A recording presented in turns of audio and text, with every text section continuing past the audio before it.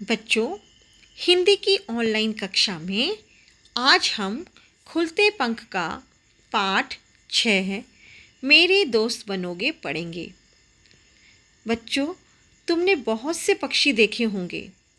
आज हम भारत के राष्ट्रीय पक्षी मोर के बारे में पढ़ेंगे और साथ में ही जानेंगे कि पक्षियों से दोस्ती कैसे की जाती है। सावन का महीना था। आशीष बड़े भैया के साथ नेहा दीदी के घर गया।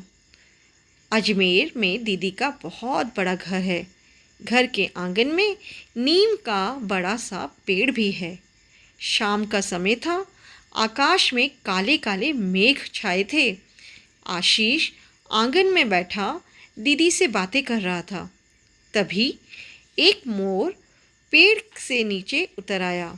मोर मोर देखो दीदी, मोर कहते हुए आशीष उसकी तरफ भागा। तो बच्चों, सावन का महीना था। एक लड़का था आशीष। वह अपने बड़े भैया के साथ अपनी नेहा दीदी के घर गया। अजमेर में उसकी दीदी का बहुत बड़ा घर है और घर के आंगन में नीम का एक बड़ा सा पेड़ भी है। शाम का समय था और आशीष अपनी दीदी से बैठकर बातें कर रहा था और आकाश यानी आसमान में काले काले मेघ यानी कि बादल छाए हुए थे। तभी एक मोर पेड़ से नीचे उतरा और मोर कभी आशीष ने देखा नहीं था, इसलिए मोर को देखते ही आशीष उसकी तरफ भागा और मोर मोर कहने लगा। नेहा ने उसे रोका। रुको आशु, रुक जाओ, वह तुम्हारे हाथ नहीं आएगा। कितना सुंदर है मोर दीदी, मैं इसे पकड़ूंगा, आशीष बोला। मोर को पकड़ना आसान नहीं है, यह हमेशा चौकन्ना रहता है। हाँ, चाहो तो इसे अपना दोस्त जरूर बना सकते हो, नेहा ने कहा। तो जैसे ही आशीष मोर की तरफ भागा तो उसकी दीदी नेहा ने उसे रोका और कहा कि यह तुम्हारे हाथ नहीं आएगा। लेकिन आशीष तो मोर को देख के बहुत खुश हो गया था। वह कहने लगा, कितना सुंदर है ये मोर, मैं इसे पकड़ूंगा। तो उसकी दीदी ने बताया कि मोर को पकड़ना इतना आसान नहीं होता, ये हमेशा ही चौकन्ना अर्थात सावधान रहता है। हाँ, लेकिन तुम इसे अपना दोस्त ज़रूर बना सकते हो। दोस्त? वह कैसे?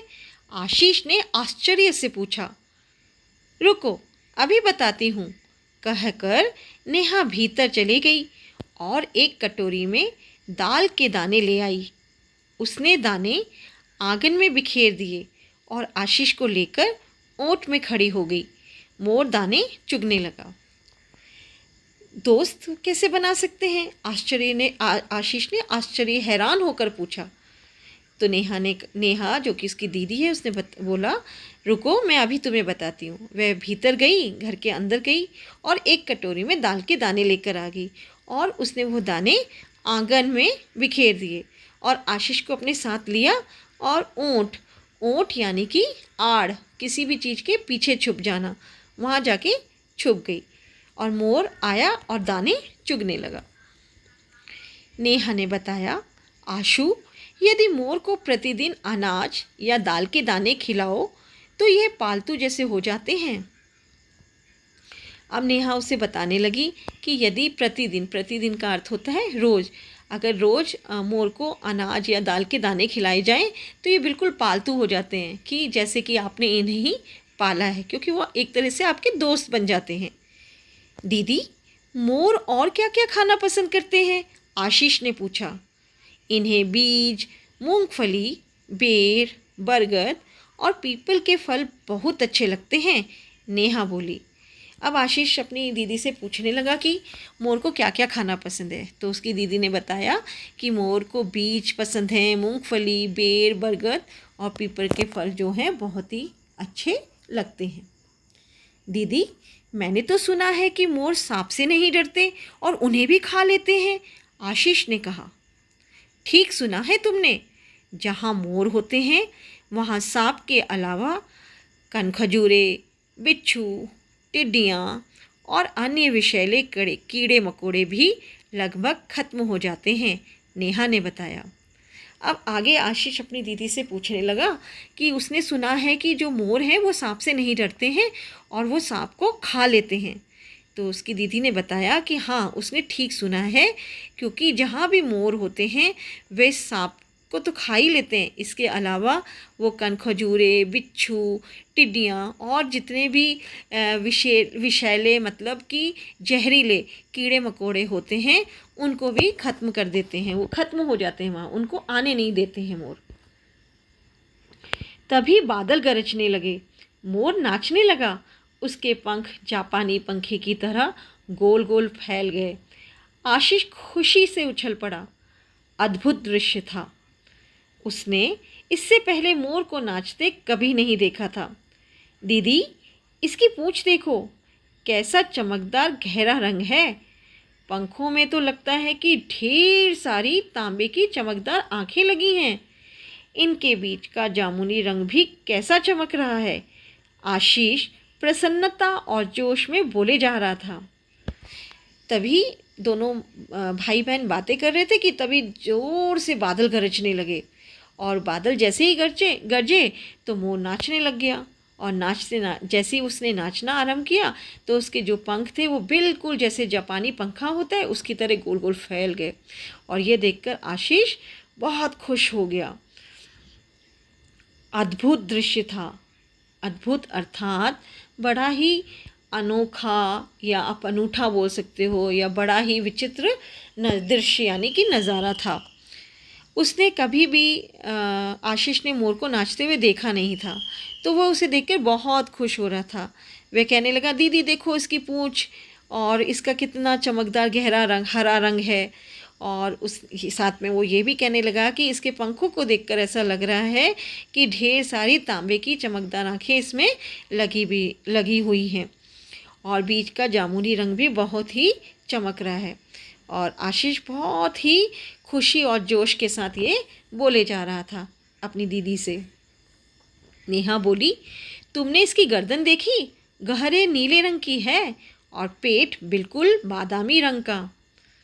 हाँ, और देखो नाचते समय इसने अपनी गर्दन कैसे तान रखी है, आशीष ने कहा।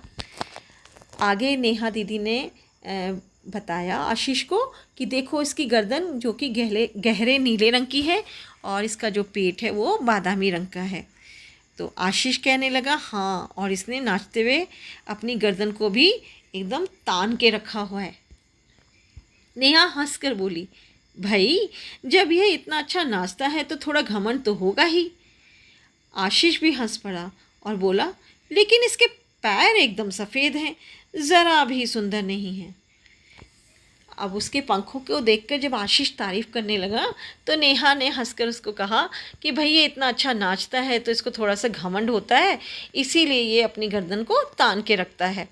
और आशीष भी ये बात सुनकर हंस पड़ा, लेकिन उसने उसके पैर देखे तो उसने दीदी को कहा, देखो इसके पैर कितने सफ़ेद हैं, जो बिल्कुल भी सुंदर नहीं हैं, खूबसूरत नहीं हैं। तो क्या हुआ, हैं तो बड़े ताकतवर, इसके पंख भी बड़े मजबूत होते हैं। तभी तो आवश्यकता पड़ने पर यह तेज़ दौड़ सकता है और उड़ भी सकता है। जब यह किसी शिकारी जानवर को देख लेता है तो झट से उड़कर पेड़ पर बैठ जाता है और क्यों क्यों करके सबको सावधान कर देता है। इसके माथे की कलगी भी कितनी सुंदर है, तुम इसे मोर का मुकुट कह सकते हो, नेहा ने बताया। जैसे ही आशीष ने कहा कि इसके पैर जो हैं वो सुंदर नहीं हैं, तो नेहा उसे कहने लगी, तो क्या हुआ, सुंदर नहीं हैं लेकिन बड़े ही ताकतवर हैं और इसके साथ में पंख भी बहुत मजबूत हैं। इसी कारण से जब भी आवश्यकता यानी कि ज़रूरत पड़ती है तो ये बहुत तेज़ दौड़ भी सकता है और साथ में उड़ भी सकता है। और जैसे ही ये किसी शिकारी जानवर को देख लेता है कि जो इसको नुकसान पहुंचाने आ रहा है तो ये झट से पेड़ के ऊपर बैठ जाता है उड़कर, और क्यों क्यों की आवाज़ से अपने सारे मित्रों को सावधान कर देता है।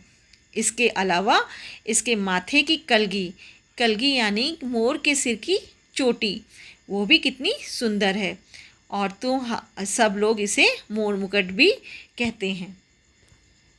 आशीष बोला, दीदी मैंने पढ़ा है कि मोर हमारा राष्ट्रीय पक्षी है। कृष्ण जी भी अपने मुकुट में मोर का पंख लगाते थे। मुझे भी अपनी पुस्तक में मोर का पंख रखना है। आप इससे पूछो कि क्या यह मेरा दोस्त बनेगा।